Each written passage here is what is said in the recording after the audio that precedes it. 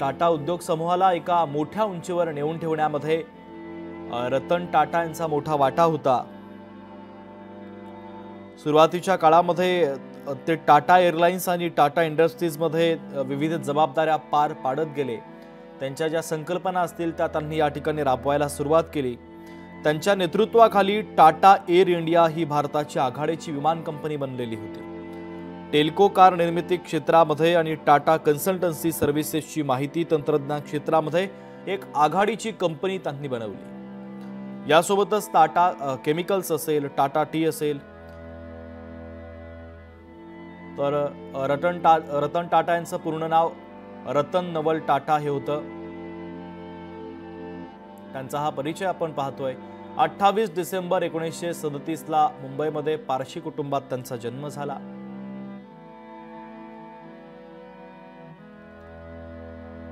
मुंबईतील चॅम्पियन शाळा तसंच शिमल्यातील बिशप कॉटन आणि न्यूयॉर्कमधील एका शाळेमध्ये त्यांचं शिक्षण झालं। न्यूयॉर्कमधील कार्नेल विद्यापीठातूनच महाविद्यालयीन शिक्षण त्यांनी पूर्ण केलं। 1990 मध्ये टाटा समूहाची सूत्र त्यांनी हाती घेतली।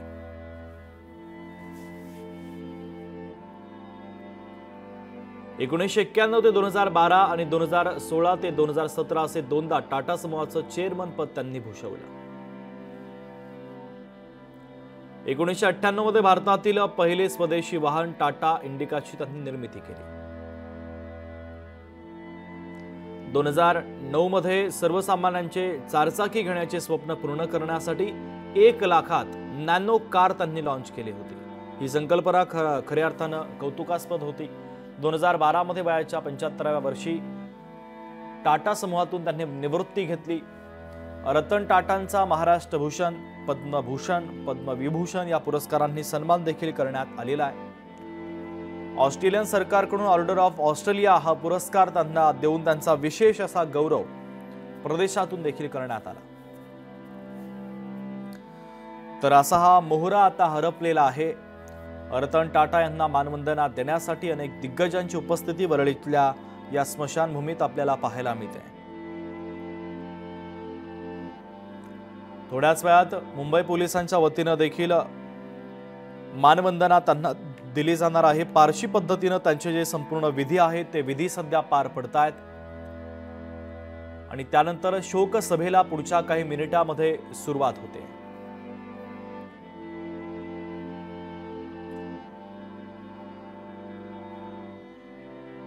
भूषण शिंदे आपले प्रतिनिधी त्या ठिकाणी उपस्थित आहे। भूषण, पुढच्या काही मिनिटांमध्ये शोक सभा या ठिकाणी सुरू होते।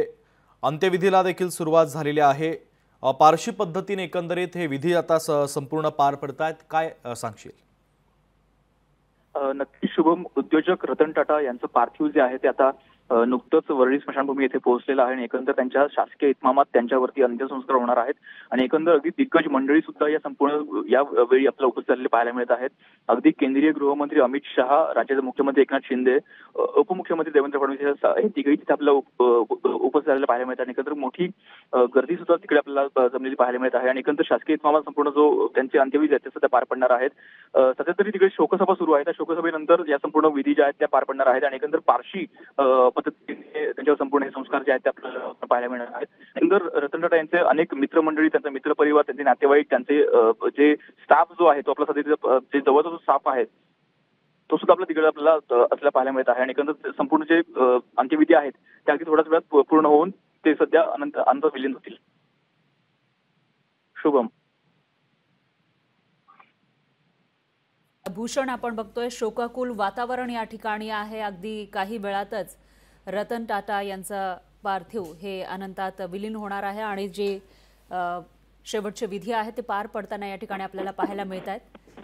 दरम्यान सध्या जिथं हे विधी केले जात आहेत तिथे कोण कोण उपस्थित आहेत आणि सध्या काय चित्र तिथं दिसतंय? नक्कीच फरा, केंद्रीय गृहमंत्री अमित शहा, राज्याचे मुख्यमंत्री एकनाथ शिंदे आणि उपमुख्यमंत्री देवेंद्र फडणवीस या तिघही राज्याचे जे प्रमुख आहेत किंवा केंद्रीय मंत्री आहेत ते आपल्या सध्या तिथे उपस्थित असलेले पाहायला मिळत आहेत। अगदी केंद्रीय मंत्री पियुष गोयल सुद्धा तिथे आपल्याला उपस्थित असलेले पाहायला मिळत आहेत आणि एकंदर रतन टाटा यांचं पार्थिव जे आहे ते अगदी नुकतंच वरळीच्या स्मशानभूमीमध्ये पोहोचलेला आहे आणि एकंदर त्यांच्यावरती शासकीय इतमामात अंत्यसंस्कार पार पडणार आहेत आणि कुठेतरी पारशी पद्धतीने जे काही संस्कार आहेत ते आपल्याला होताना पाहायला मिळणार आहेत. एकंदर संपूर्ण जे वातावरण आहे त्या संपूर्ण शोकाकुल वातावरण आपल्याला पाहायला मिळत आहे. रतन टाटा यांचं जे कर्तृत्व आहे किंवा त्यांचं जे योगदान आहे संपूर्ण देशासाठी ते अत्यंत महत्त्वाचं, अत्यंत मोलाचं आहे. त्यामुळे रतन टाटा यांच्या संपूर्ण कीर्तीला सलाम देण्यासाठी संपूर्ण जी मानदेय आहे ती आपल्याला इथं आलेली पाहायला मिळते आणि कुठेतरी मोठी गर्दी सुद्धा तिकडं जमलेली पाहायला मिळत आहे. फरा निश्चितच भूषण, आपण बघतोय की रतन टाटा हे आज आपल्यामध्ये नाहीयेत आणि त्यानंतर प्रत्येकाला, आज भारतातील प्रत्येकाला आपलं कोणीतरी हरवलंय, आपलं कोणीतरी या जगामध्ये नाहीये अशी भावना आज प्रत्येक जण व्यक्त करताना दिसतोय. या ठिकाणी काही लोक आहेत जिथं वरळीमध्ये अंत्यसंस्कार होत आहेत, पण त्याचबरोबर बाहेरही गर्दी तुम्हाला दिसत असेल. बाहेरचं काय चित्र सध्या आहे? नक्कीच फरा, रतन टाटा यांचं जे कर्तृत्व आहे, यांचं जे व्यक्तिमत्व आहे ते अत्यंत लोभसवाण अशा प्रकारे संपूर्ण व्यक्तिमत्व आपण म्हणू शकतो. एकंदर सामान्य नागरिकांना सुद्धा त्यांचं व्यक्तिमत्व आपल्याला भावलेलं पाहायला मिळत आहे. त्यांचा जो संपूर्ण टाटा समूहाचा त्यांचा संपूर्ण जो उद्योग होता तो उद्योग सोडून त्यांच्या अनेक क्षेत्रामध्ये त्यांचं जे वावर होता तो आपल्याला पाहायला मिळत आहे. एकंदर अनेक क्षेत्रामध्ये त्यांचे ऋणानुबंध आपल्याला जोडलेले पाहायला मिळतात. त्यामुळे आज सुद्धा त्यांच्या अंत्यदर्शनासाठी अनेक मंडळी, ज्या विविध क्षेत्रातील अनेक मंडळी ती आलेली आपल्याला पाहायला मिळाली. अगदी अभिनेता आमिर खान असेल किंवा केंद्रीय गृहमंत्री अमित शहा असतील किंवा अगदी क्रिकेटर सचिन तेंडुलकर असेल, ते संपूर्ण आपल्याला तिथे आलेले पाहायला मिळाले.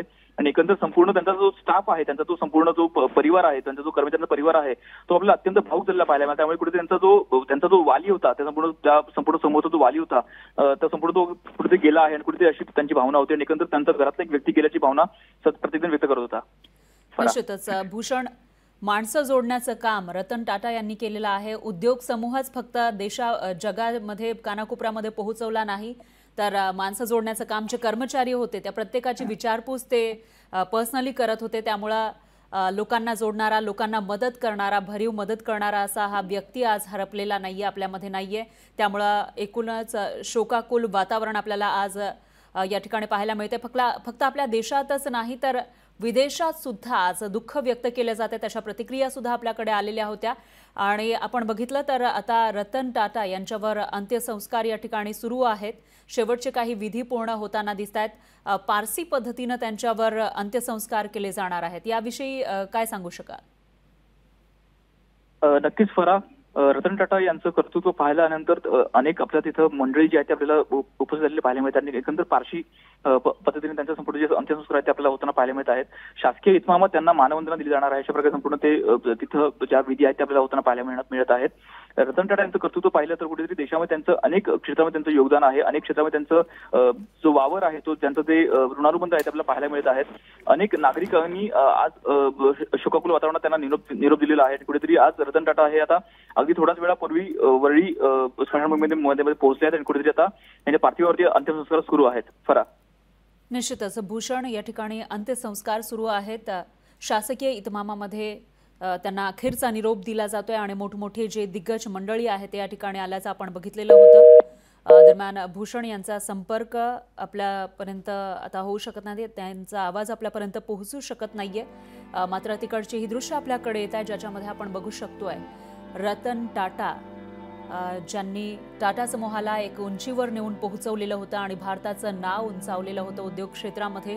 ते रतन टाटा, भारतातील खरे रत्न, हे आज आपल्यामध्ये नाही आहेत आणि त्यामुळं सर्वच जण शोक व्यक्त करताना दिसून येत आहेत. त्यांनी आपले जे कर्मचारी असतील यांच्यासोबत एक ऋणानुबंध निर्माण केले होते. प्रत्येक कंपनीमध्ये काम करणारे त्यांचे कर्मचारी त्यांच्यासोबत अतिशय त्यांच्याप्रमाणेच वागणारे आणि आपुलकी दाखवणारे असे हे रतन टाटा यांनी जगाचा निरोप दिलेला आहे आणि त्यानंतर आता त्यांना शोकाकुल वातावरणामध्ये निरोप दिला जातोय. त्याची ही दृश्य आपल्याकडे येत आहेत. एकीकडे सलामी दिली जाते, शासकीय इतमामामध्ये त्यांच्यावर अंत्यसंस्कार या ठिकाणी केले जात आहेत, तर दुसरीकडे पारसी पद्धतीनं त्यांच्यावर अंत्यसंस्कार केले जात आहेत. तर त्याची ही दृश्य आपल्याकडे येत आहे. दरम्यान देशाचे गृहमंत्री अमित शहा हे सुद्धा या ठिकाणी उपस्थित आहेत. राज्याचे मुख्यमंत्री असतील, राज्याचे गृहमंत्री सुद्धा या ठिकाणी पोहोचलेले आहेत आणि सर्वच क्षेत्रातून मंडळी या ठिकाणी आल्याचं आपल्याला पाहायला मिळालं होतं. क्रिकेट जगतातील जे मोठे नाव आहेत किंवा बॉलिवूडमधील अभिनेते अभिनेत्री असतील तेही या ठिकाणी पोहोचलेले होते. दरम्यान ही आतली दृश्य आपल्याकडे येत आहेत ज्या ठिकाणी रतन टाटा यांना अखेरचा निरोप दिला जातोय. आता अगदी थोड्याच वेळामध्ये ते अनंतात विलीन होणार आहेत त्या हॉलमधली ही दृश्य आपल्याकडे येत आहेत, ज्याच्यामध्ये देशाचे गृहमंत्री अमित शहा आपल्याला दिसून येत आहेत आणि इतरही मंडळी उपस्थित आहेत. टाटा कुटुंबामधील काही व्यक्ती सुद्धा आपल्याला या ठिकाणी उपस्थित असल्याचं पाहायला मिळतोय. तर वेगवेगळ्या क्षेत्रामध्ये त्यांनी उल्लेखनीय असं काम केलेलं होतं. उद्योग क्षेत्राला, भारतातील उद्योग क्षेत्राला एक नवी उंची त्यांनी प्राप्त करून दिलेली होती आणि उद्योग वाढवतानाच फक्त स्वतःचा नफा नुकसान न बघता त्यांनी देशासाठी भरपूर काम केलेलं होतं. आणि असे हे रतन, जे अनमोल रतन म्हणून ज्यांना ओळखलं जातं आपल्या देशामध्ये, ते आज आपल्यामध्ये नाही आहेत आणि त्यांच्यावर अंत्यसंस्कार या ठिकाणी केले जात आहेत. अगदी काही वेळातच त्यांच्यावर अंत्यसंस्कार केले जाणार आहेत.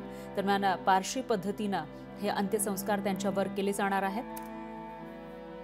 त्याचीही दृश्य आपल्याकडे येत आहेत. एकीकडे आज शासकीय दुखवटा जाहीर करण्यात आला होता आणि शासकीय इतमामामध्ये रतन टाटा यांना अखेरचा निरोप दिला जातोय. दरम्यान ही दुसरी दृश्य आपण बघितली तर याच्यामध्ये बॉलिवूड असेल किंवा वेगवेगळ्या क्षेत्रातील दिग्गज मंडळी रतन टाटा यांना अखेरचा निरोप देण्यासाठी येताना आपल्याला दिसत आहेत.